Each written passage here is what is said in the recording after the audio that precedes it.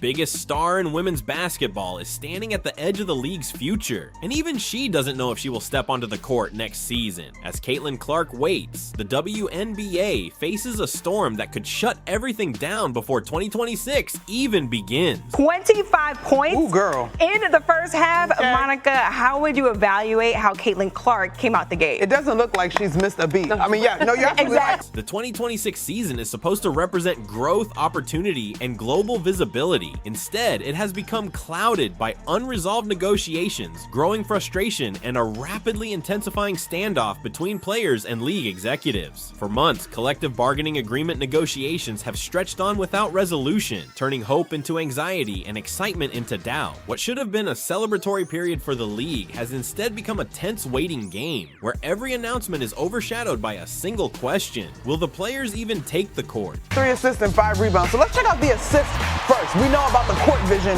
for Caitlin Clark. Beautiful pass here to the Aaliyah Boston. This question is no longer whispered. It is being shouted across social media, chanted inside arenas, and debated by analysts who once spoke only of basketball. The WNBA is at a crossroads, and the path forward is anything but clear. The announcement that NBC would return to broadcasting WNBA games after nearly 25 years should have been a historic moment. The promotional video was carefully designed to trigger nostalgia, excitement, and pride. It featured the league's brightest stars, from Caitlin Clark and Aja Wilson to Brianna Stewart, Paige Buchers, and Angel Reese. The caption, "IYKYK, the WNBA is coming to NBC and Peacock," instantly sparked celebration among fans who remembered the league's earlier days on network television. For many, it felt like confirmation that women's basketball had finally secured the mainstream platform it deserved. But beneath the excitement, tension was already simmering. The reality is that television deals, promotional campaigns, and media partnerships cannot mask the deeper conflict unfolding behind closed doors. Feels good. Got the pants, got the charms, necklace, zipper, everything. The WNBA and its players have been locked in difficult negotiations over compensation, working conditions, and revenue sharing, and those talks have dragged on since last season's All-Star break. The October deadline for a new agreement came and went with no resolution, and every missed milestone has only deepened the sense of urgency. Fans quickly began questioning the priorities of the league. How could broadcast schedules and media announcements move forward while the fundamental issues affecting players remained unresolved? On social media, supporters voiced anger and disbelief, demanding fairness and accountability. One viral comment captured the growing sentiment: is there a CBA where the players actually get their money's worth? It was a question that echoed across platforms, reflecting a belief that the league's financial growth must finally translate into meaningful gains for the athletes themselves. This frustration did not appear overnight. It has been building for years, fueled by the stark contrast between rising viewership numbers and persistently low player salaries. While stars like Caitlin Clark generate millions in revenue, endorsement deals, and ticket sales, the compensation structure within the league still lags far behind. Fans have become increasingly aware of this imbalance, and their patience is wearing thin. During last year's All-Star game, that frustration spilled into the arena when the crowd erupted into chants of "pay them" as Commissioner Kathy Engelbert handed Nafisa Collier the MVP trophy. The moment was raw, public, and impossible to ignore. That chant marked a turning point.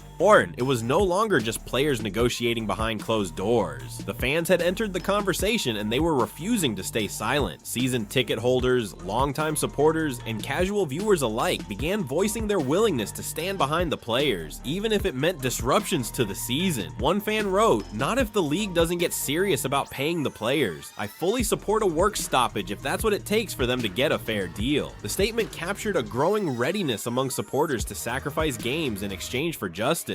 Despite this mounting pressure, the league moved forward with releasing the 2026 season calendar. On the surface, it was a sign of confidence and stability. In reality, it felt premature. Without a finalized agreement, the schedule became more of a question mark than a plan. Would the season actually start on time? Would it happen at all? The uncertainty created a chilling effect, leaving players, coaches, and fans suspended in a state of anxious anticipation.